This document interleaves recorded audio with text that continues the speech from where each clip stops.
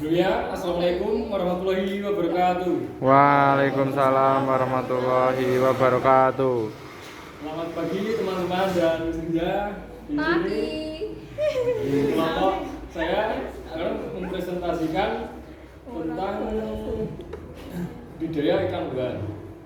Saya namanya saya Saputra, nomor absen 11 dan nama Saya Ditya Foni Amelia, nomor absen 14.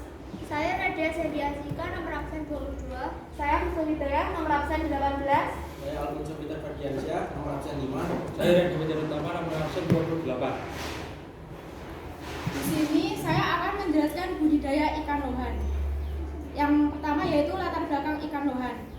Ikan lohan termasuk ikan hias. Ikan hias dari tahun ke tahun semakin meningkat peminatnya, terutama para pecinta ikan hias.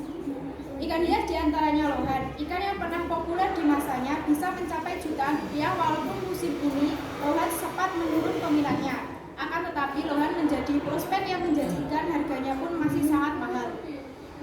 Lohan yang warnanya indah dan jika kepalanya menonjol besar atau jenong, maka harganya semakin mahal.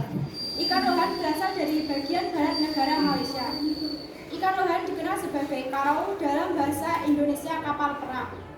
Perkembangan ikan lohan dimulai pada tahun 1993, di mana pada tahun itu sudah mulai dipelihara. Pada tahun 1994, iblis merah cicit atau genus Amphilophus yang diimpor dari Amerika Tengah ke Malaysia, dan hasil hibrida parot cicil yang diimpor dari Taiwan ke Malaysia dan dibesarkan ikan ini secara bersamaan, menandai kelahiran ikan lohan tersebut. Ciri utama pada ikan lohan terdapat jenong pada dahinya yang bagi masyarakat Taiwan sebagai tanda pembawa keuntungan dan dalam geomansi.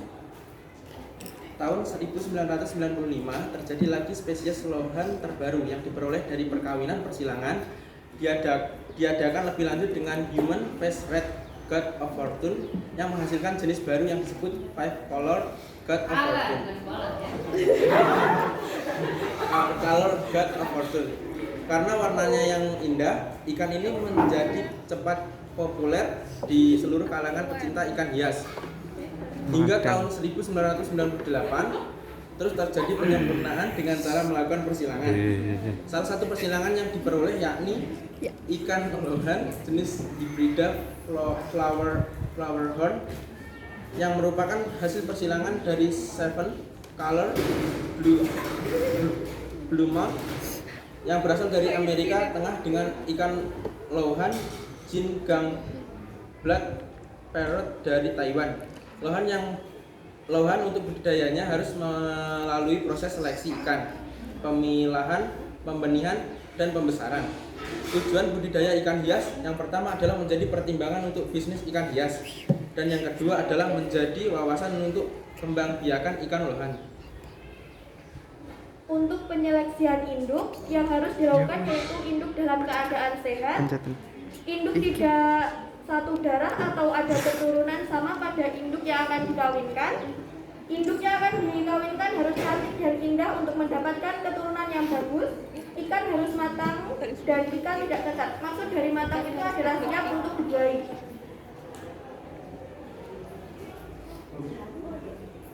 Pemeliharaan ikan lohan setelah jadi telur sekitar 48-50 jam atau sekitar 2 hari kemudian telur akan menetas.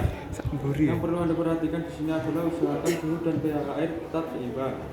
Suhu air yang tetap untuk ikan lohan adalah sekitar 48-35 derajat Celcius. Sedangkan skala pH yang baik untuk pertumbuhan ikan lohan sekitar temannya juga dilihat sekitar 6,5 sampai 7,5. Telur yang menetas akan berkumpul di dasar akuarium. Untuk mencegah larva atau benih tersedot, sebaiknya filter dimatikan selama 2 sampai 3 hari. Barulah tidak diberi pakan, masih mempunyai cadangan makanan di dalam kantong telur. Pada hari keempat, setelah menetas jenis yang sudah diberi pakan berupa kutu air, rotifera, dan kutu merah yang telah disaring. Bila larva atau benih sudah diberi pakan, maka filter penyaring bisa dihidupkan kembali untuk menjaga kebersihan air. Pada hari ke-20 sudah bisa melakukan penyortiran besar kecil. Dan pada 2 bulan kemudian sudah bisa melakukan penyortiran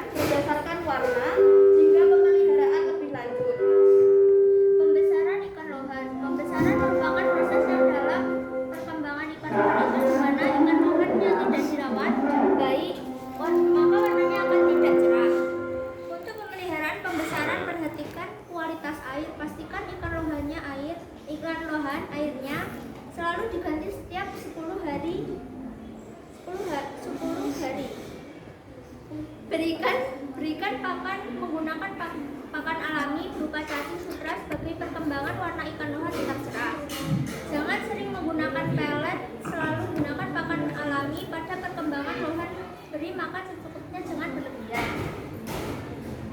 Jika berlebihan akan mengotori kualitas air. Berikan pakan 3 kali sehari dengan dosis 10% dari bobot badan lohan. Jika menggunakan pakan alami, pastikan cacing sutra dibersihkan dengan methylene blue karena cacing sutra banyak sumber penyakit dari asalnya yang menyukai air keruh. Untuk kesimpulan, Tuhan untuk budidaya harus melalui proses ikan, pemijahan, pembenihan, dan pembesaran.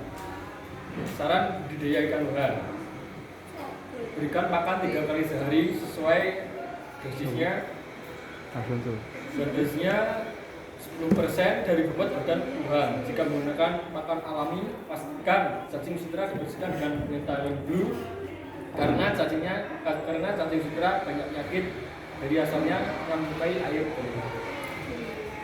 Oh ya, untuk harga jenis ikan lohan lokal satu ini berkisar 400.000 untuk ukuran anakannya.